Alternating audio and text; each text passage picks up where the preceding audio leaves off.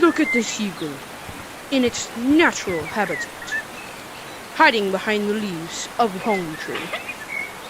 Watch as it stares at me and then falls to the ground, still staring at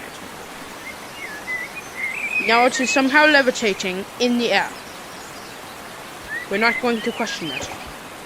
Now it is breaking its neck while flying beautifully along the wood of the pier.